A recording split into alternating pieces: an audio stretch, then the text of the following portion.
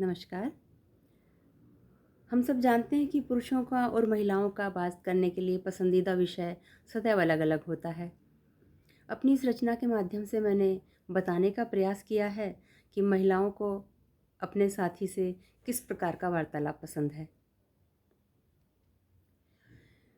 कभी ये राजनीति की, कभी सरकार की बातें, कभी ये राजनीति की, कभी सरकार की बातें, घटते-बढ़ते शेयर की, कभी बाज़ार की बातें। मुझे इन बातों से कुछ भी न लेना है न देना है। मुझे इन बातों से कुछ भी न लेना है न देना है। सुहाती ही नहीं मुझको ये सब बेकार की बातें। सुहाती ही नहीं मुझको ये सब बेकार की बातें। कहाँ छापा पड़ा कोई, कहाँ झगड़ा, कहाँ दंगे। कहाँ छापा पड़ा कोई, कहाँ झगड़ा, कहाँ दंगे। अखबारों में रहने दो ये सब अखबार की बातें।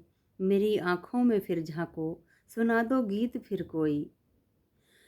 मेरी आँखों में फिर झाँको, सुना दो गीत फिर कोई। मुझे भाता नहीं सुनना सदा व्यापार की बातें। मुझे भाता नहीं सुनना सदा व्यापार की बातें।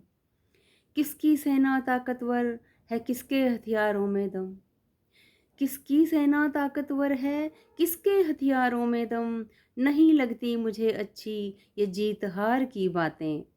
चाँद पर किसका रॉकेट है, कहाँ पर तख्ता पलटा है।